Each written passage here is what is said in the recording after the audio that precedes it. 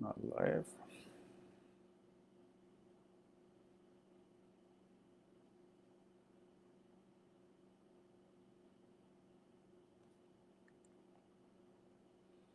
Excellent. Hello, everyone. Welcome to the next Facebook Educators Community webinar on Classtime. Today, we'll be talking about question sets, folders, our new shared folders, and also answer a few questions about how they're connected to sessions. These are questions we get all the time, and so we want to quickly walk you through different aspects and help you better understand how this works. This also in light of the fact that we're constantly developing and changing the library right now with new features. So I think it's really good if even more advanced users maybe get a fresh introduction to how the folders and question sets and the shared folders work in Classtime.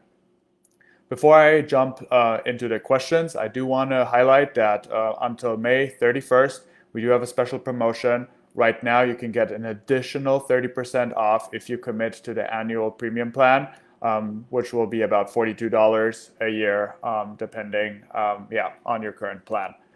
If you are in a current plan, monthly or quarterly, you can just upgrade. This will automatically be prorated. Otherwise, you can jump on this plan anytime and benefit from all the premium features that we have. You can always learn more about the premium features here, pricing premium, where we'll show the details. And just one more note, to get to this page, you can always click on your name once logged in and then premium plan, and then select the plan that works best for you. Great. So let's jump into the questions. The first question was from Bobby from Los Angeles Unified. And the question was about how to move a folder into another folder, which kind of showed us that there might be some questions regarding how folders work. So the first thing I want to show you is that unlike a question set, folders don't have check marks. So the way to move a folder is you basically, let me just create a new folder. Let's call it English.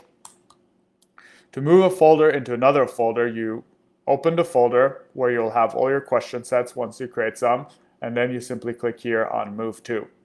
And then you simply pick the folder you want to move it to, right? As you see, now it's here, back, and now it's gone. So I can go back in here, I can go back to this folder, and I can move this folder again into the main top folder if I wanted to. And once it's refreshed, I guess it will be back. Oh, where did I move it to? Okay, it's somewhere I guess it's here. Never mind. But you can move it with this move to function. You can also move question sets by simply selecting them and then moving them accordingly. So you do not have to recreate the folders every time and then move the question sets. You can move entire folders by just simply opening them and then clicking on Move To on the right-hand side menu. Good. Next question. How can I delete my question set? All right. So deleting the question set is irreversible. Sometimes people ask us if we can,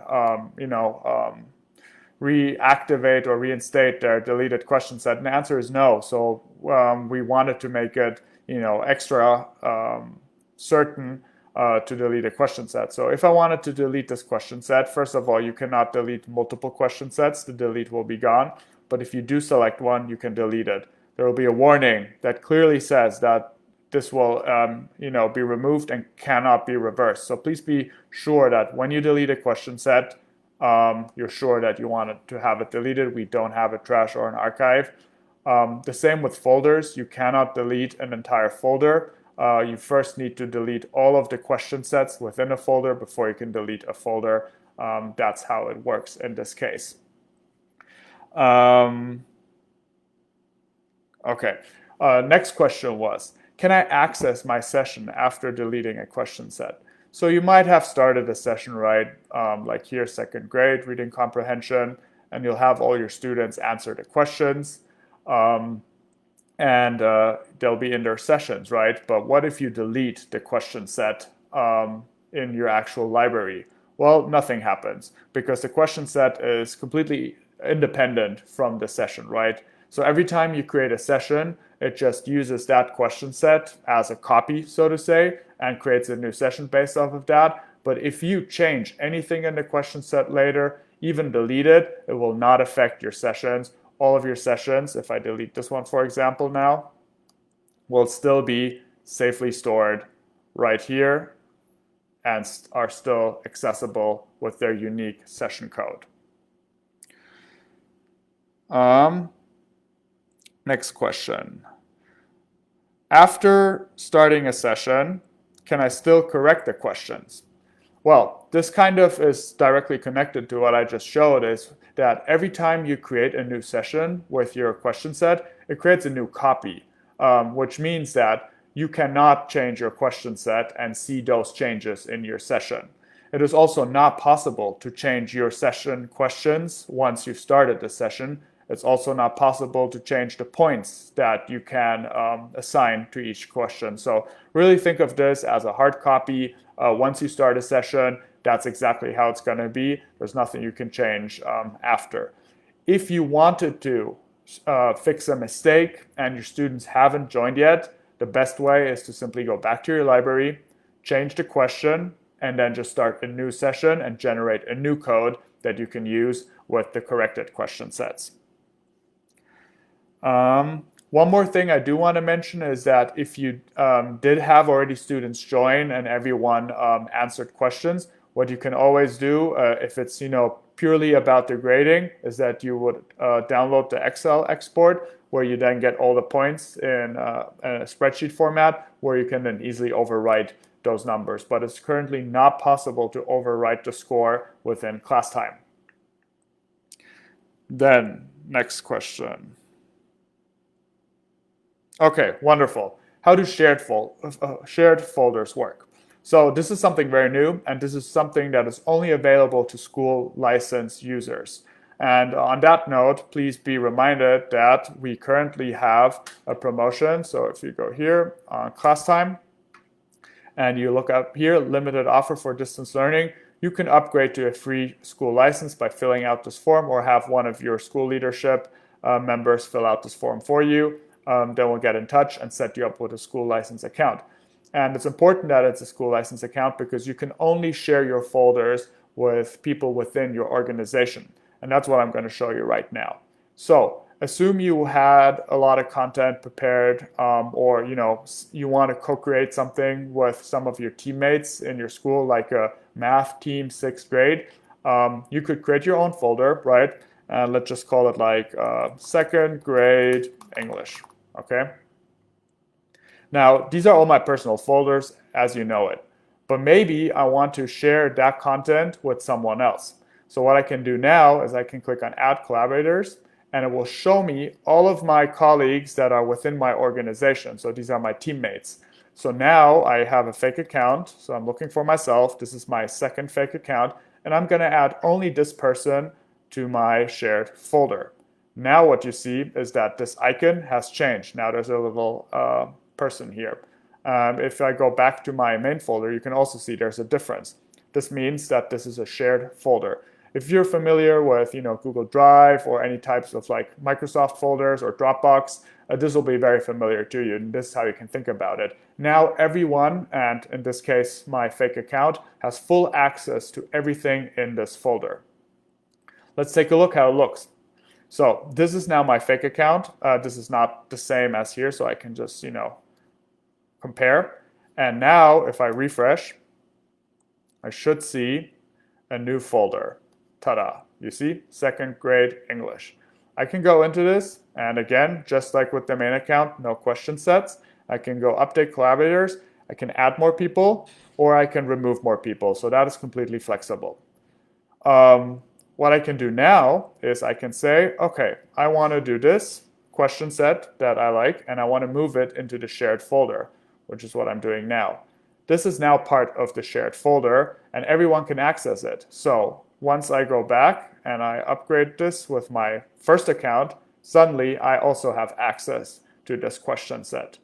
Important to note that once you move it into a shared question set, you cannot move it out into a private folder anymore, which is to protect and make sure that all of the content still remains available. So the only way to take away access will be to update collaborators and remove my colleague from there.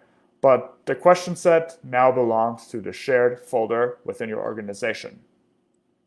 Now I can see all the questions here, and in both cases, right? So again, both accounts, I'll try to move them a bit up so you can actually compare it live. And now what I can do is I can say, maybe I want to change something, like, match each fact to the right planet, right? And actually, no, let me do a different one here. So maybe I have this and I say, oh, this is a long text. I don't want this long text anymore. I want to change this. But in the meantime, let's say I want to make this a multiple choice now, right? With A, B, C, D options, right? Whatever. And in the meantime, my colleague, who is also a part of the shared folder, says, oh, I also want to edit this question. So what will happen now is that they will get a warning, and it says this question might be edited by someone else at this moment, right? So if I now do any other changes, like so, and change the text, or I even change, the entire question, this person can still continue to save it and will update the original version, right? True, false. So this is now updated with my multiple choice. But at the same time, if someone else was going to overwrite your question while you're editing it, it will simply give you a warning and say, someone changed the question. And so do you want to keep your changes? So maybe it wasn't a substantial change and you don't care, then just discard your changes and nothing matters. Or you can save it as a copy. What this will do, it will generate a copy. So then you can still compare and decide which version you want to keep. This person as well, once they go back, will see the second new question, the copy that you've created. So this way it's pretty safe that, there's no overwriting or back and forth. It will always create a copy if someone changes something, and then you can decide as a team which version to keep or what to edit. If you do not want to share this library anymore, you can always go back and you can say update collaborators, remove this person, and now is again a private folder that only belongs to you. And when I go back now, my second grade folder is gone, right? So make sure you only share the shared folders with people you trust and that you know that they will be able to handle your content accordingly.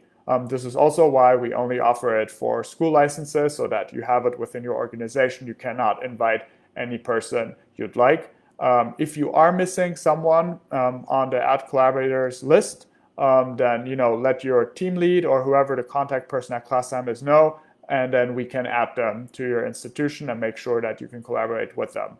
And everyone can then simply use the same version of the question set to start their own sessions, as many as they want. So this is the main idea behind the shared folders, to really save you time, to let you co-author, together improve, build libraries within your school or sub-team, and make sure that everyone can always start sessions with the latest and best version without having to share or duplicate any types of question sets. So that was the introduction to shared folders. I hope it was helpful. We're continuously implementing new improvements. And if you have any questions, feel free to put them in the comments below, and we'll try to answer them directly in the comments or next week. I thank you for your time and talk to you soon.